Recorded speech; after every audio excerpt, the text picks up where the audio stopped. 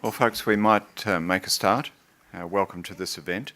For those I haven't met, my name's Tom Cochrane. I'm an adjunct professor in the Faculty of Law at QUT, and I'm also on the Library Board of Queensland.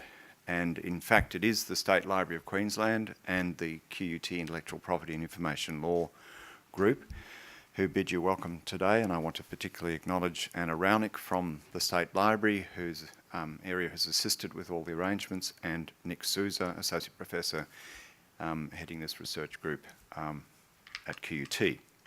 I also wish to acknowledge and pay respects to the original owners of the land on which we meet today, and to pay respects to their elders past, present and emerging. Before I introduce Frances, and everyone will have seen the topic of Frances's talk on the transformation of publishing, I'd like to say just a few words about meeting her myself. My own OA journey started over 15 years ago, and it was very focused on the journal literature, the short form of scholarly research output. At the time, I thought thinking about longer form, thinking about monographs, was way too hard, and it needed to be kept aside so as to not contaminate the arguments, as it were. I changed my thinking after I met Frances. Frances, I remember 6 years ago, visited Australia, including locations in Melbourne and Brisbane. And she walked through the door with some senior academics from the Faculty of Creative Industries. And by the time we had finished talking, I thought, yes, this is something that needs to be explored and undertaken. And essentially this vision of a collaborative relationship between publishing and libraries for this kind of scholarship has developed since. And since then, Knowledge Unlatched has come to be, driven by Frances's vision and energy, what it is today. And without further ado, I'd ask you to welcome her to talk to us about transforming publishing and open access.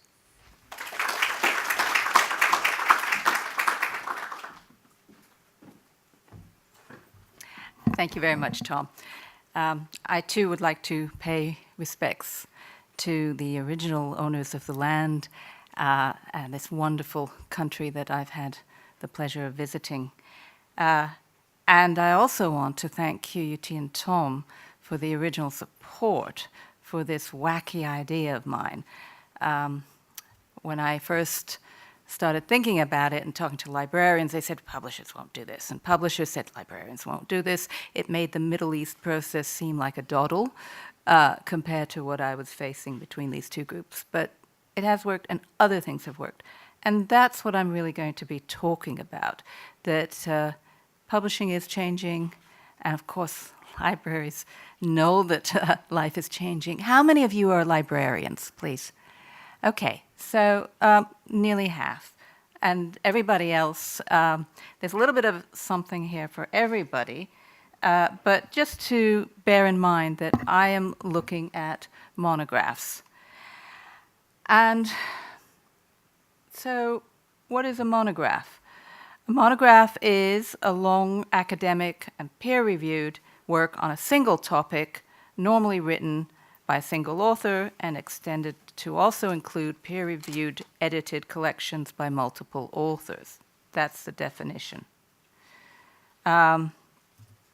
We have to remind ourselves about what it does. And the writing of the long-form publication, the monograph, is different to articles. It is the research process. It is what academics go through to gather their thoughts and their ideas together and put them into something that they communicate to others. And of course, monographs play a unique role in knowledge creation. They're not the long-form article. They are different in function, process, have different business models, and have additional formats for sale, like the print, which is still important.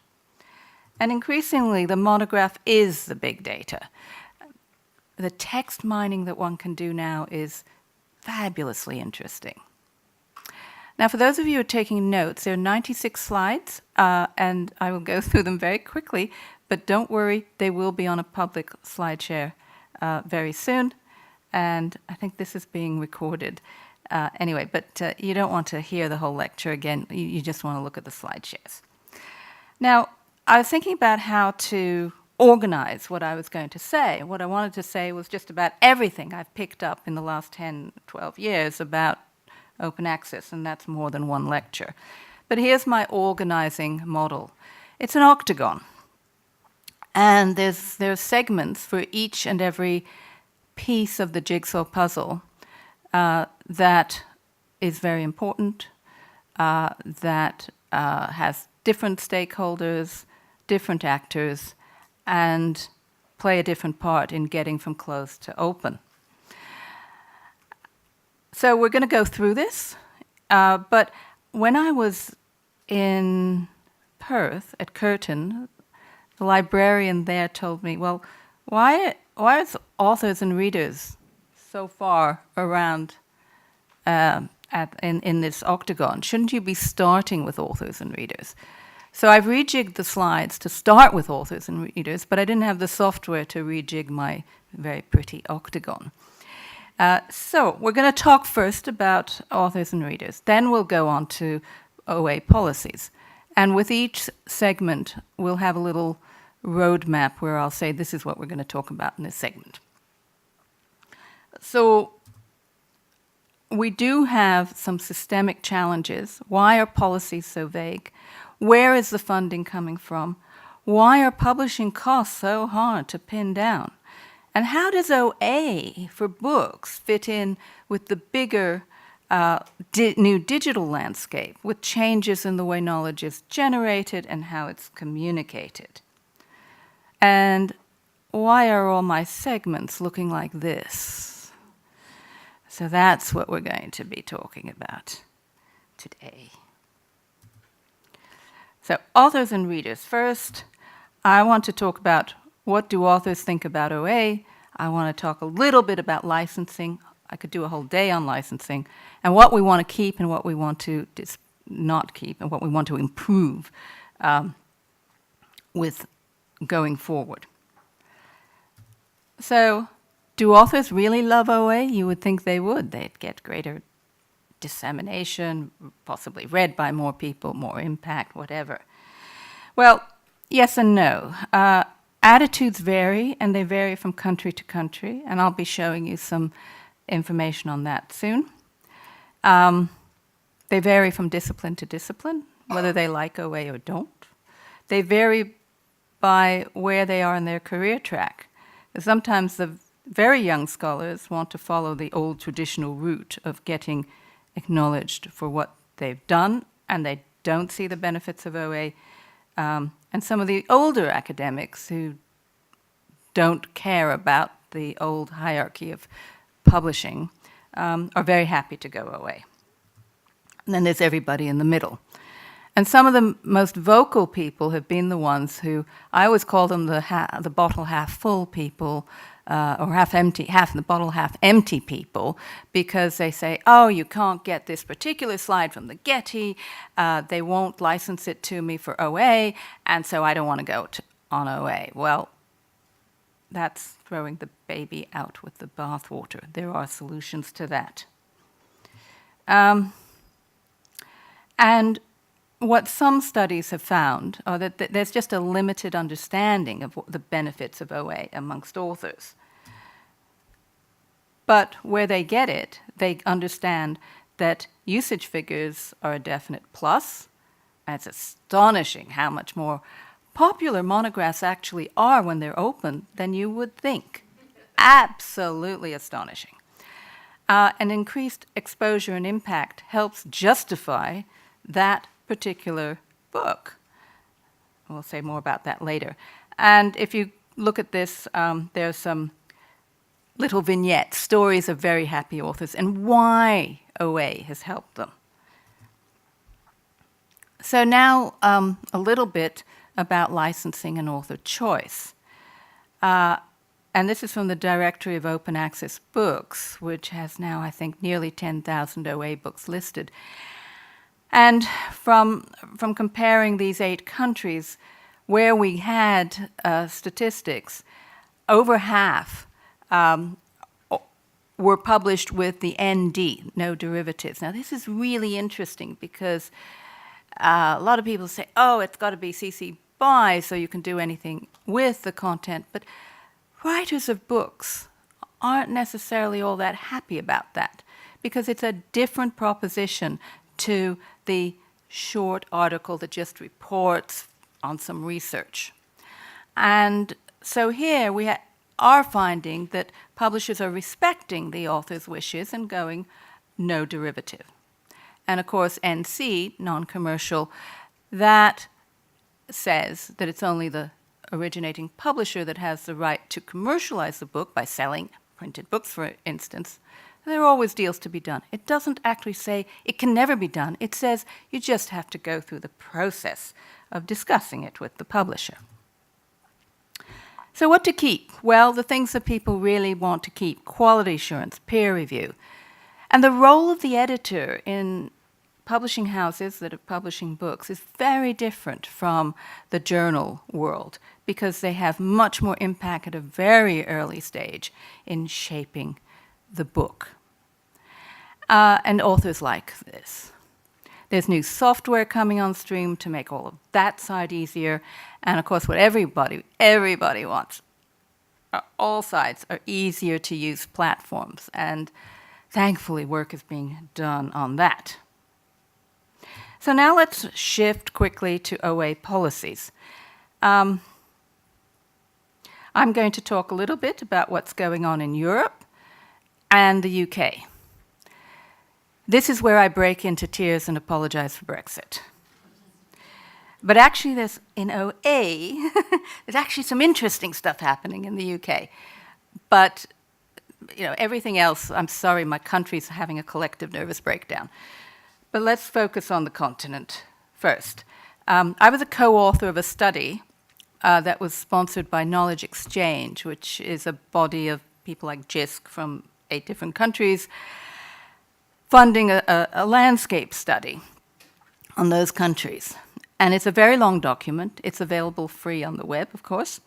And it was really interesting to see how differently these countries approached OA and for books and what we could say about that. So in policy, we saw, well, policy should lead to mandating, but actually there's a huge in-between phase, which is about encouraging people to get to mandating. You can have a policy, but with no mandate and no money, you can't get there. But even when you have mandates, they're not always enforced. Compliancy issues abound. And as some librarians have told me, when they're managing APCs, for instance, there can be up to 40 different ways of reporting to the funder, which they have to keep straight. You librarians know this better than I. So compliancy is an issue. Everybody agrees that this has to be sorted out and streamlined. Standards aren't there yet, but everybody's working on it. We'll talk about that under infrastructure. So we found in our study no single source of funding is likely to cover all monographs. There isn't a single silver bullet that's going to take care of this. But that's okay, because mix and match approaches that are appropriate to certain countries, certain environments, they are beginning to work. And that's really, really encouraging.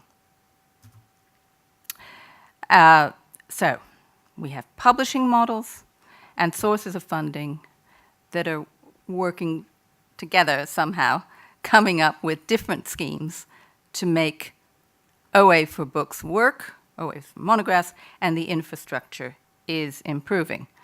We found for our 8 countries that there were mandates in only 2 of the 8 countries, which was surprising, because actually at the European Union level, there's 80 billion euros of research money, which is going into research where it is mandated that the fruits of the research must be open access.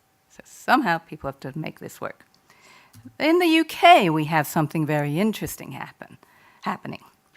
And I think David Sweeney from HEFCE is going to be here next week, and maybe he'll be talking about this. So HEFCE is very committed. HEFCE is the Higher Education Funding Council for England. It has the contract to administer the REF, the Research Excellence Framework, which is the once every 6 years review of research that decides where the state money is going to be allocated for research. Terribly, terribly important.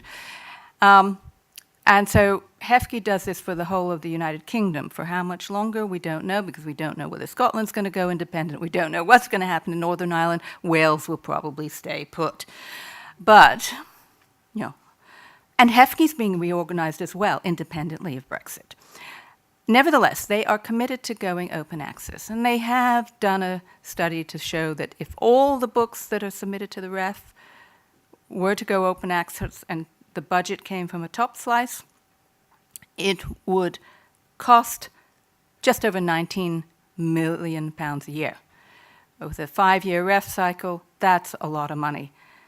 And with HEFCE being reorganized, with the country falling apart, we don't have the money for that. But HEFCE is still determined, and it will run a pilot. Now, exactly how it's going to slice and dice this pilot is being discussed. So if any of you meet David Sweeney, ask him what he's doing, what he thinks they're going to be doing, because that's still up in the air. But it's hugely exciting, because if that gets done, even as a pilot, it'll be a big pilot, and everybody will be watching.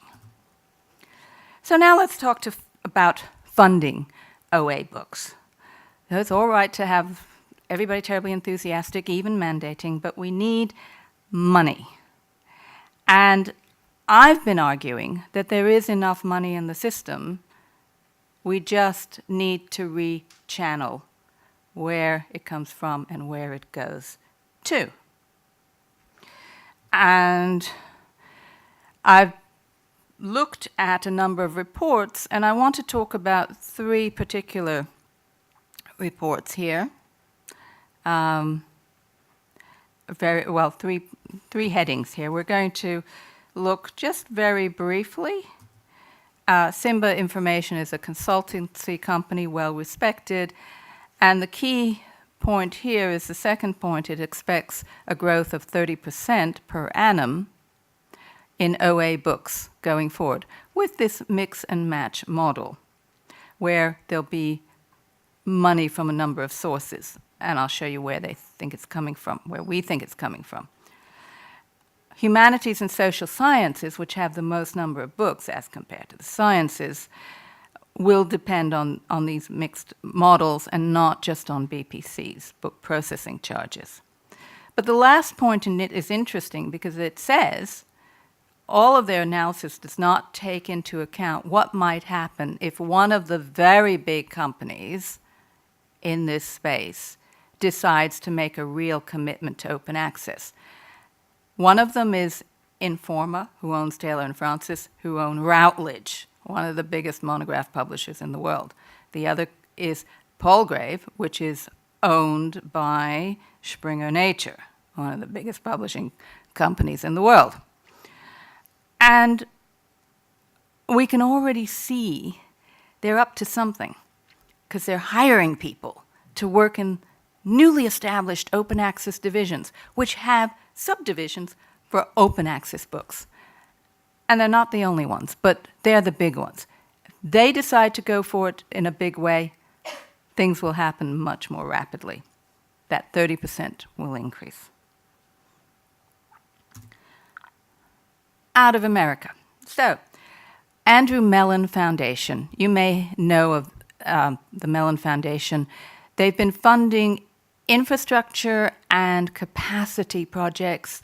The last couple of years, about 20 projects between the tune of $100,000 to $1 million, all of which are sort of putting the pieces of the jigsaw puzzle together in university press land. And there are about 100 university presses in the US, so it's a substantial number of people.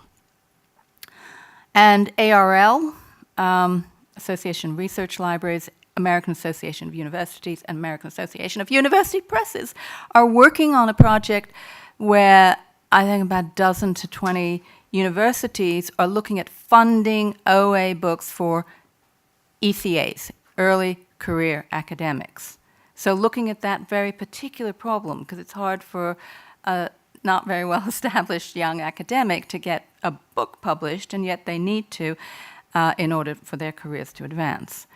And then there's a movement which may or may not succeed, which is trying to get libraries to commit to 2.5% of their budget to fund OA initiatives of some kind or another, whether it's infrastructure, focusing on common knowledge platforms, whatever. And then there's the Lever initiative, Lever Press. I think the Americans pronounce it Lever.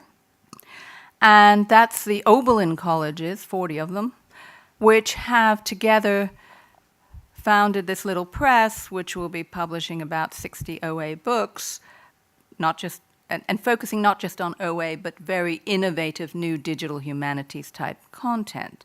That's an interesting initiative.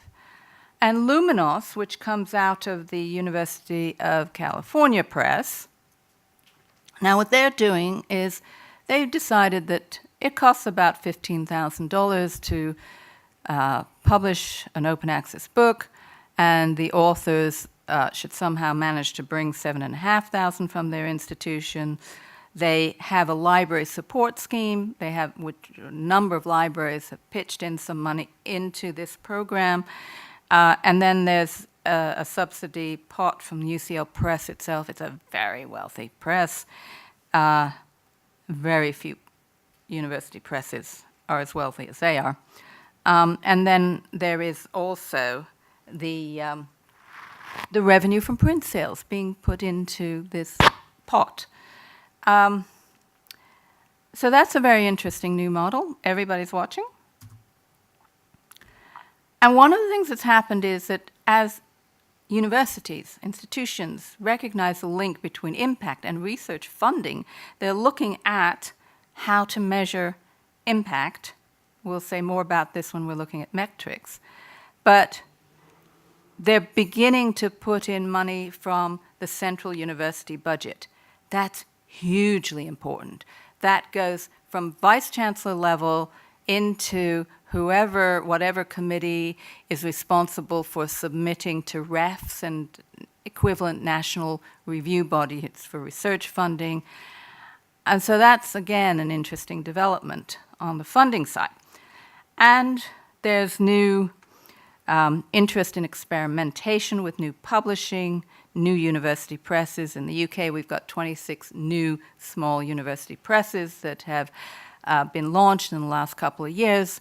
There were only about 5 or 6 of them 10 years ago. This is hugely interesting. I know I'm racing through these topics, and I hope you'll all have questions. And then I hope you'll all ask me, well, what does this mean for other types of publishing? But as I said, I'm sticking to monographs in this presentation. So we're now going to look at publishing. So what we're going to cover here are what types of publishers are there? What funding models are there for publishers? What does it cost to get a monograph published? And how do we get to OA? This is probably the most complicated section, and I won't go through everything, but again, please look at the slides. So we found with the landscape study that we did that we basically had 4 types of presses. Traditional university presses, traditional commercial presses, so OUP, CUP on one side, Manchester University Press, and commercial presses like Routledge, Springer. Then we had new university presses, often library-based, and academic-led presses, and I'll say something about them in a minute. So we tried to develop a typology, and how did we do that? We thought, right, we follow the money, and we will very soon see some models emerging. So model number 1, a research funder just simply pays the money. This is a building where the Wellcome Trust is located. Anything that they've funded the research for, if it becomes a book, they'll pay for it to go open access. Second model, the university's institution pays. This may come from the central funds, it may come from departmental funds, but there's a reason why they want the book to be open access, and they will pay the book processing charge. Model 3, membership funding. Well, that's a bit like the lever press, where many libraries or many institutions come together and pay for the open access. The fourth model was crowdfunding. And here I want to talk about Language Science Press for a minute. These were a group of very distinguished people in the field of linguistics who decided they wanted to have a press and they wanted to publish 33 monographs a year. And they got some research funding some funding for this from a research body in Germany, who said, here's money to do this for 2 years, but you need to have an exit model, a sustainability model, so you need to figure out how you're going to fund this in future. And so they thought this through and thought, well, okay, we'll go to the specialist institutes of linguistics, where core research is done. We'll go to libraries where they are inside institutions that have big linguistics programs. And we'll go to individuals who are in the field who want to support this endeavor. So 3 types of funding, crowdfunding them. And they hired Knowledge Unlatched to be their agent to do this work. And I'll tell you more about Knowledge Unlatched for those of you who don't know what it is and how it works. We'll get to that later on. But crowdfunding, that's a model that is increasingly of interest to people.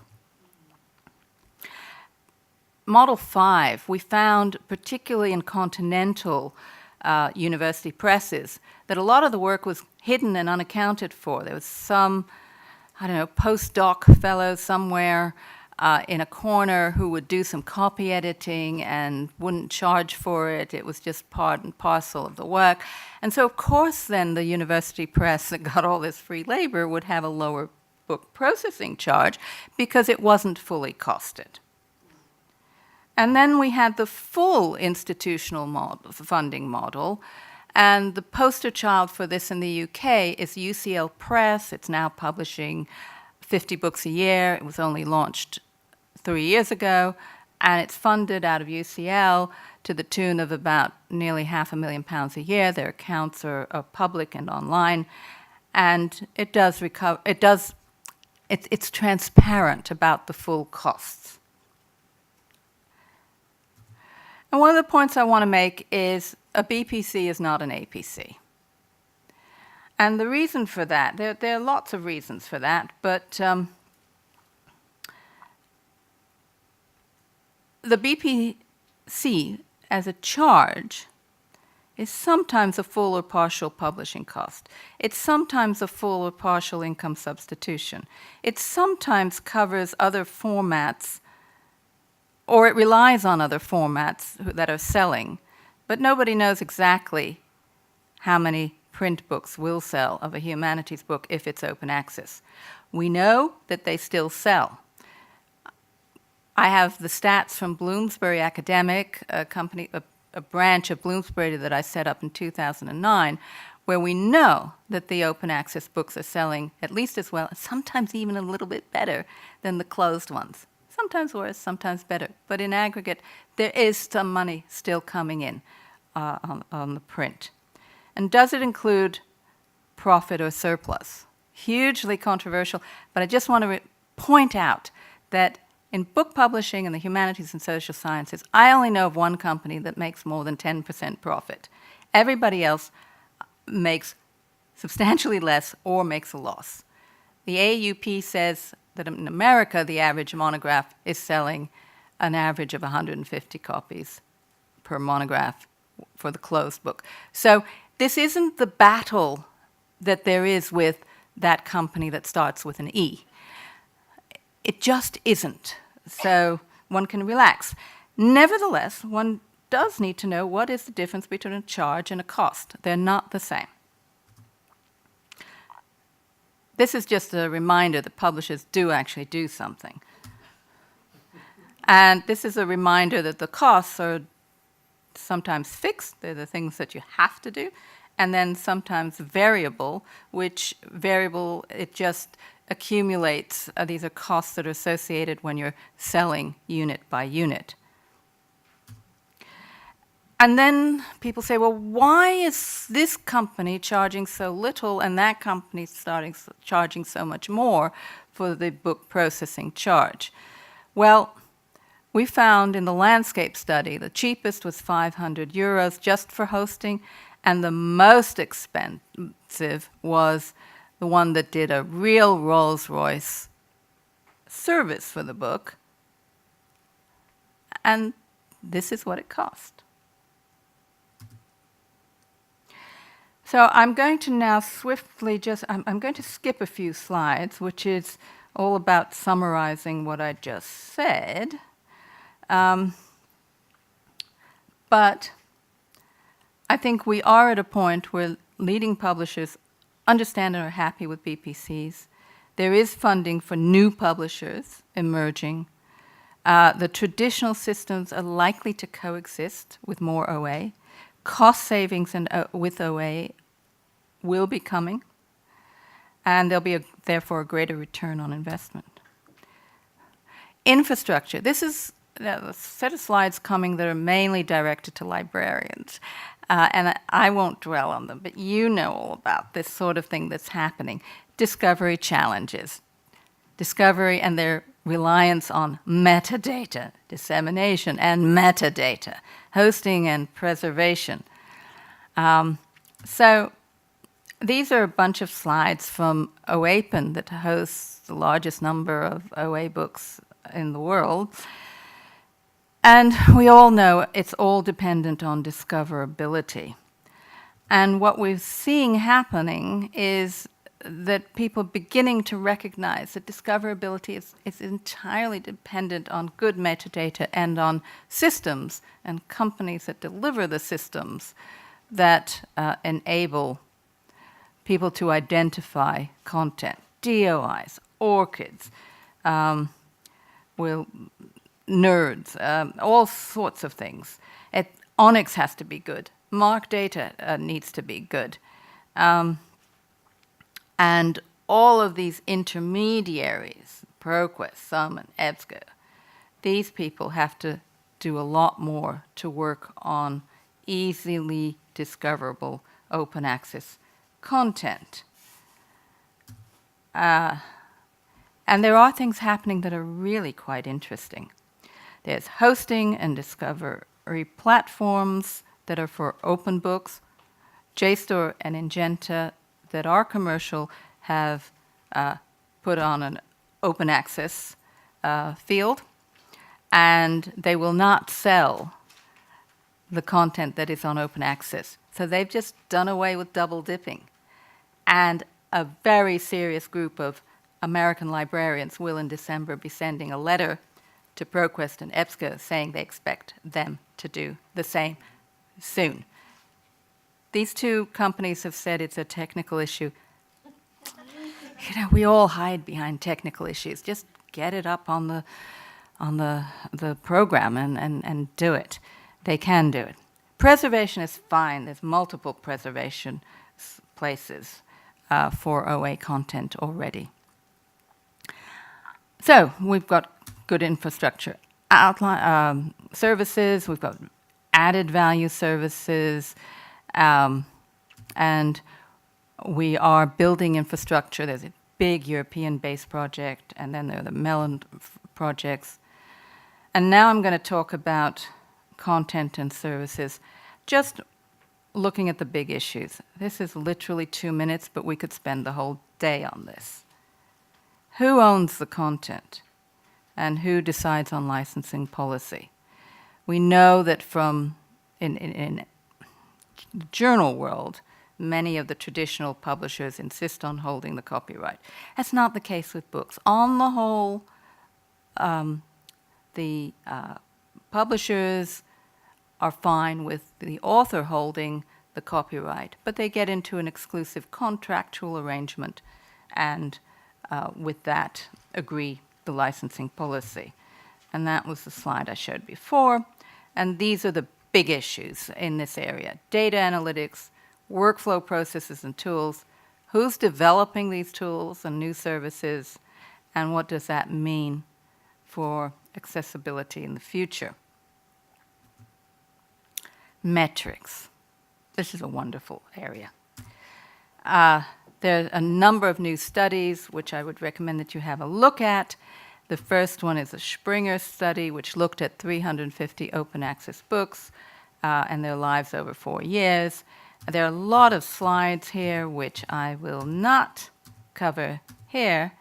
And the one take home from this that is really important is this slide.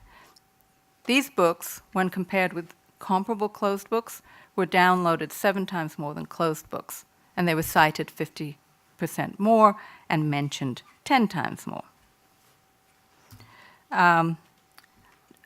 Knowledge Unlatched Research, which is an offshoot of Knowledge Unlatched, did a report for 4 university presses and their experience, only 10 months experience, of JSTOR's open access platform. We looked at where do the readers come from. We can tell that. We looked at this by the presses, and there were variations. We looked at views and downloads. We looked at the proportion of chapter downloads. We looked at which subjects were most popular in OA as compared to closed of those particular publishers. This is very interesting stuff. Then for UCL, we looked at social media tracking, and we could see that 65% came from Twitter. This is very, very important stuff to take note of. But this is what I love best: geolocational. What we did, it was develop a methodology to look at those titles that have been unlatched by Kayuu, and we have been able to see how many downloads there have been in that geographic area around the university. So it's not just people coming through the university library, but also people finding it some other way, but who live in the vicinity. And so when we looked at this for MIT for 1 quarter, we found that 37, this was a small subset of books, 37 downloads through the library as compared to 554 in Cambridge, Massachusetts, and Boston area. That is hugely significant if, for instance, a university is trying to justify supporting open access as part of its community outreach. And now I'm coming to the last segment. This is libraries. Why is it the last segment? Because I'm talking mainly to librarians. And the roadmap through this very short section, it's not a list of words. It's actually an image, which I hope you'll remember. Libraries are at the center of all of this. Libraries support authors and readers with information about OA, facilitating discoverability, fostering new university presses, participating and supporting new initiatives, contributing to the debate, and supporting change. And one of the things that you, librarians, made happen is this, the Kayuu Model, which is a very simple one. It's crowdfunding. And do I have 2 more minutes? So what we did was we went to publishers and said, give us your monographs, and we'll submit them to a library selection committee. And this is made up of 40 librarians from 12 countries. And they will select which of those books they feel would be the best books for putting forward to the program. And then we take those books, put them out into the library community, and ask libraries to pledge. And if enough libraries pledge this approximately $50 a book charge, it's a contribution to the BPC, then we are able to take this money, go to the publisher, and say, here it is, unlatch the book. And it becomes unlatch, open access on publication. It's really simple. It's really just like an aggregator in terms of the flow, but it's achieving open access. And this is what we did over these years. So first time round, 28 books, 13 publishers. And it's grown, and it's this year 343 books, 60 publishers. But Kayuu is also a sandpit. We're experimenting with things. So we've got 21 journals, slightly different model, but we'll see whether librarians like this or not. The language science press model that we're the agents for, we'll see whether that works. And we've got the geolocational usage stats for libraries, individual libraries, and then the Kayuu Open Services are for small publishers who haven't got the metadata right, can't get themselves onto the right platforms, just need some help, and we can do that. And next year, we're going to introduce STM books. That's by library demand. So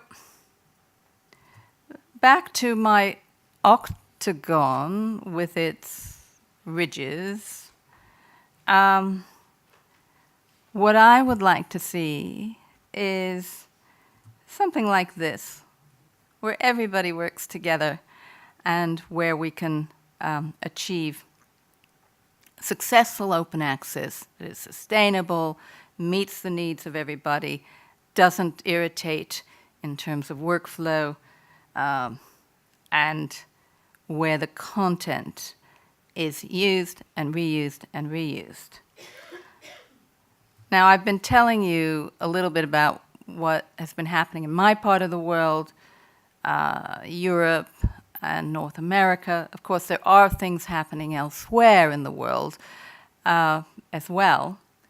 But Australia has a particular role to play in this, particularly with all the challenges that are happening that you all know of the attacks on the validity and utility of knowledge. It becomes even more important that we all support and do what we can for open access.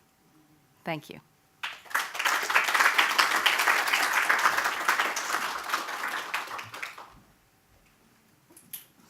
Thank you very much, Frances.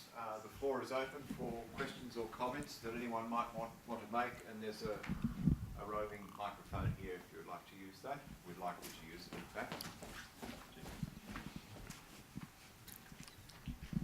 Thanks, Frances. Ginny Barber from the Australasian Open Access Strategy Group. I think the last time I spoke to you, it was the Australian Open Access Support Group. So we've got a bit of an expansion, and we're sort of trying to cover a lot of different areas around open access. So I wondered, that was a great talk. Thank you very much for kind of highlighting the issues around monographs, which I think often do get sidelined in some of the bigger discussions around open access.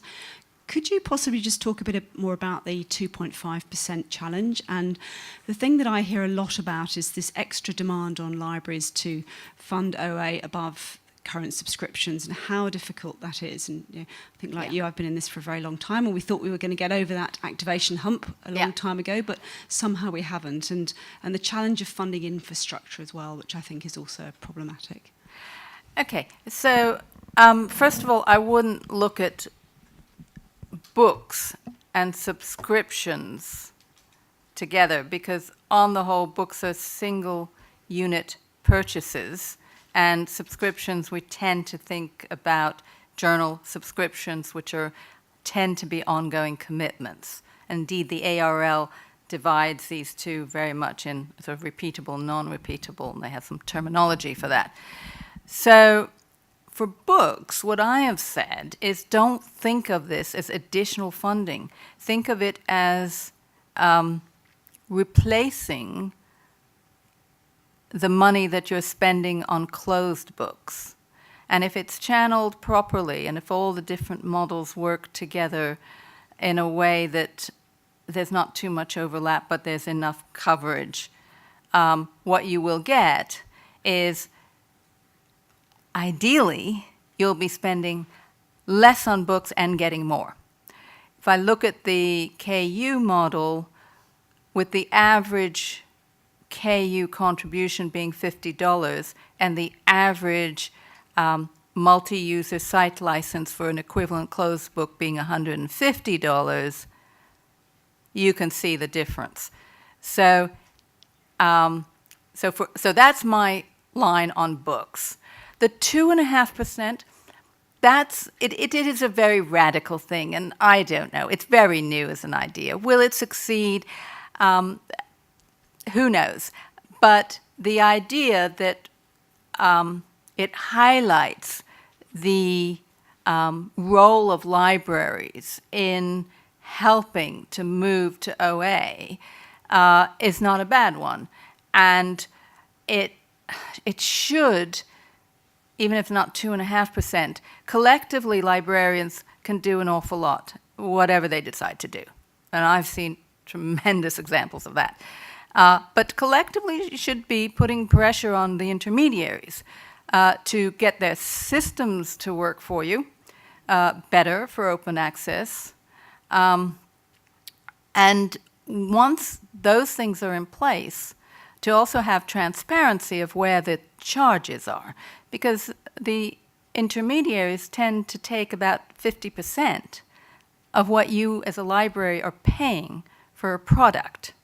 And only the other 50% gets to the publisher, who may or may not pay the author something and has all the other costs. So will it work? Is it on top of? It doesn't need to be on top of, but if it is on top of, then the libraries should ask for top-up funding from the institutions and show to the institutions how the institutions will ultimately benefit. That's kind of long-winded answer to that question, but it's an important question.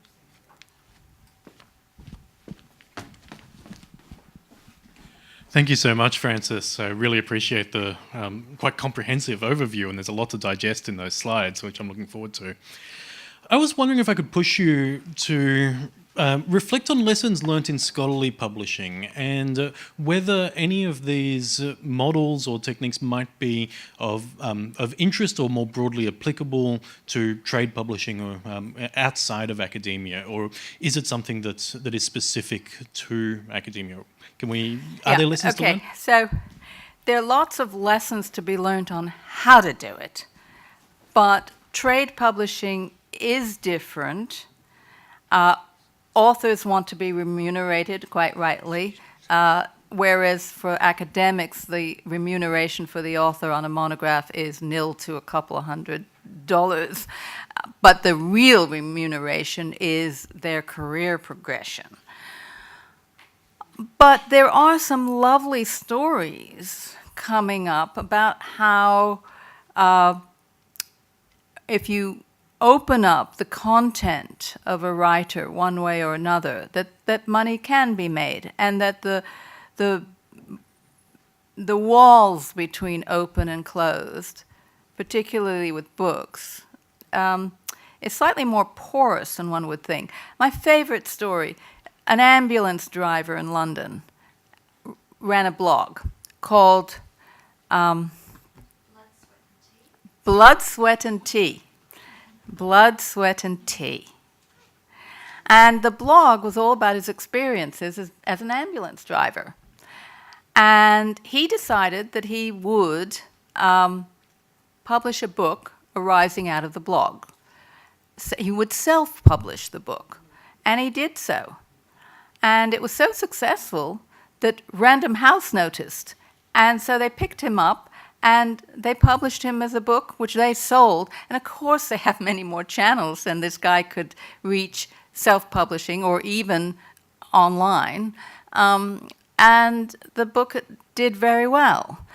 You want some more stories? There's a crossover here the other way.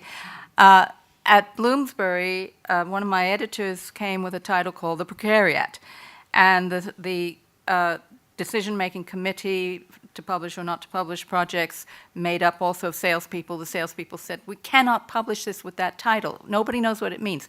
Awful, awful. And the editors just stood her ground and said, I will not change the title. The author will not change the title. This is about the precariat. And this is, people who don't have a fixed job, the gig economy type people particularly. And the managing director said, I'll bet you £5 that we won't sell more than a couple of hundred copies. Anyway, so we published this book. And one day the publicity department got a phone call from a professor saying, I really like this book. I'd like a printed copy because I'm going to a lot of conferences and I want to show the printed copy to people. Thankfully, the publicity person sent the copy out. We sold thousands of this book as an academic book. The professor was Noam Chomsky. And then the sales department got very excited. So Bloomsbury put it out as a trade book. It's selling in six-figure numbers. It's a great success. Everybody knows what the precariat is now. It's in common parlance. This guy has made it, the author. Now, that's, going the other way. So there'll be more stories like this. I'm sorry, it's more, I'm not really asking a question about open access, but about easy access. And I'm not a librarian, I'm just wondering what we're talking about here. Is open access going to be, I just go to a website, plug in a name and get access to it, or are we talking here a two-tiered situation through a library then referring me to another central library? I'm just wondering how I'll gain access to something once it's open access. There are techies here who can explain the mechanism easier than I can, but what we're all working towards is you just type in the title or the keywords and you will get to wherever the platform is. Not always quite there with everything yet, but that's the direction and that's the intent and that's the licensing. Essentially the concept is directly. Yeah. You go on the web, you find it. Yeah. But behind that is a lot of work and it just hasn't quite finished yet, but it's all going in the right direction. My question was similar to Nick's, but thinking about open access to data and publishing data. As we talked about open access, it started with short form, then we moved to books, and we can see publishers really pushing into the data space and doing a lot of work to encourage researchers to share their data. And as you were speaking, I was reflecting that data, there's lots of challenges for researchers sharing data because I think they put more work into that. They're more attached to that maybe than the paper in the way that maybe they've put more work into the long form monograph. And so it's a different kind of proposition to ask them to share that openly. And I was also interested in how you mentioned using different licenses sort of enabled people to be more comfortable publishing open. And I thought, maybe there's something there with data. So I just wondered if you could reflect a bit on people using different types of licenses and how that encouraged people or incentivised people to publish more open when it is something they're more attached to. Well, I think we're at the very early days of open data, so the debate is beginning rather than ending. And you're right, people are more attached to it. In the sciences, it has different meanings than in the humanities and social sciences. But a lot depends on what governments are going to be mandating. Because if they say open, data has to be open, then data has to be open. We'll see.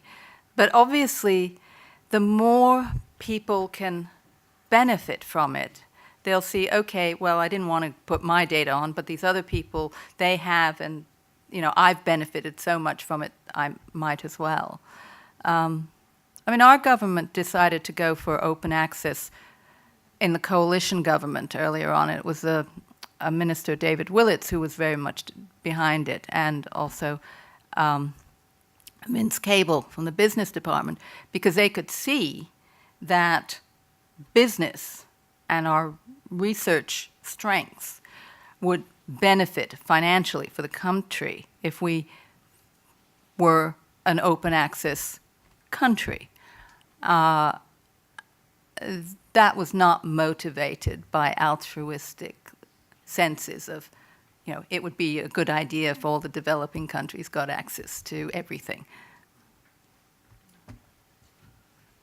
Can I just make a remark? It's really, you don't need to respond to this, Frances, unless you'd like to, but it's really about what I found most persuasive about your case originally. And the essential point is that it's a mistake to use publishing as a term that covers one activity. That's not what it is. The world of publishing varies enormously, and by the time the knowledge unlatched idea was germinating, we'd seen evidence for 2 decades of an absolutely extraordinary boom in the publishing of the short form, the journal literature, and the very well recorded information about the extraordinary profit levels of the small group of publishers who'd managed to get more than 50% of that market. But paradoxically, at the same time, publishers like the university presses, like the kind of publishers that Frances has been talking about, were struggling to keep their head above water. And Frances made a point in a public discussion a couple of years ago that I've never forgotten, which is that when you're talking about publishing, always be clear whether you're talking about price or cost. All academic publishing has a cost, and the thing about short form is that most of that cost is borne within the research system before it goes to the publisher. Whereas with the long form, a lot of significant cost. One of your early slides had a great string of the tasks that the publishers actually perform. And I know from experience of publishing in the humanities a monograph, what the relationship was between the editor and their interaction with me as an author about content, and it was significant. So I think that when we're thinking about the whole world of open access, thinking about that differentiation is really, really important. Well, I couldn't have said it better myself. Do we have any last couple of questions? Yes.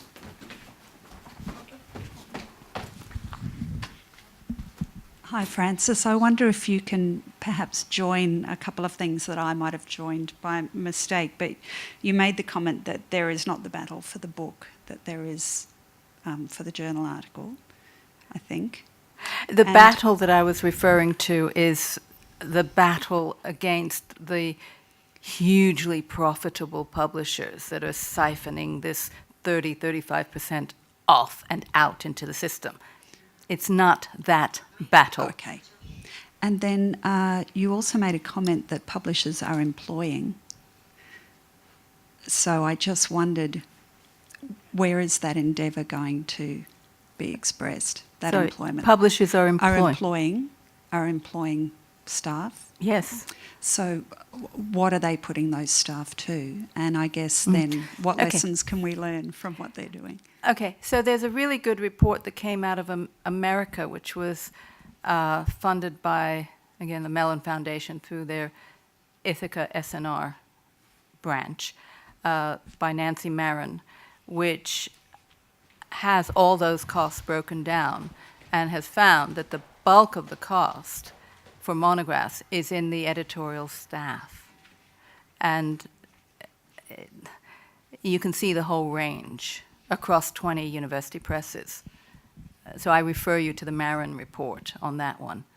And that's a kind of cost that people don't think of, because if there's anything comparable to that in the journal world, it's the journal editor, which is usually somebody on the outside that may get paid a little bit, but not very much, from the publisher.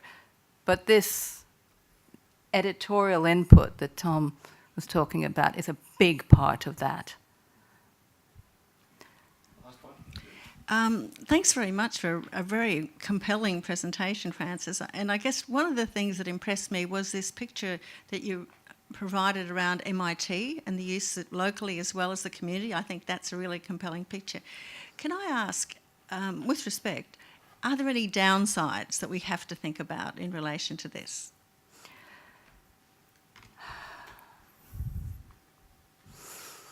Well, I've spent so many years trying to think of the upsides.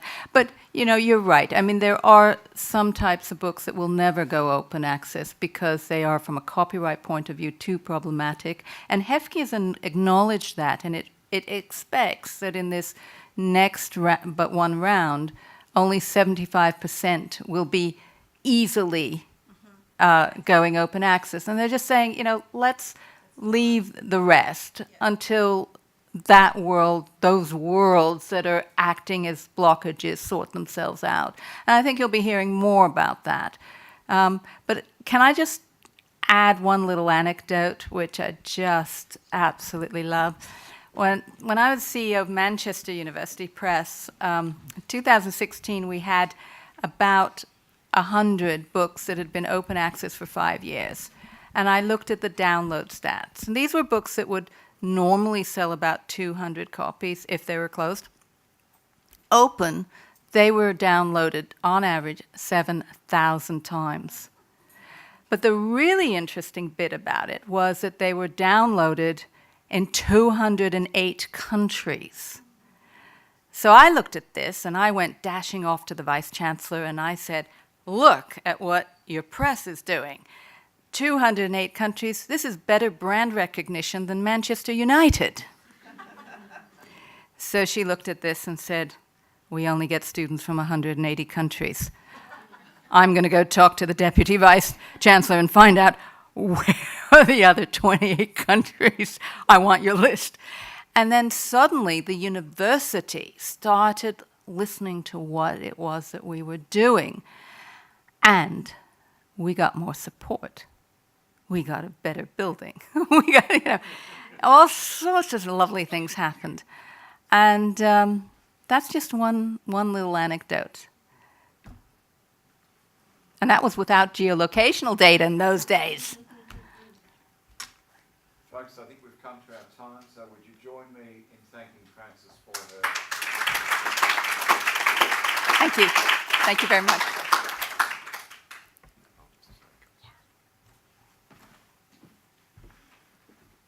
So that brings this afternoon's presentation to a finish. Thank you very much for your participation and questions. There's a small group who are staying here for a further discussion, so thank you very much.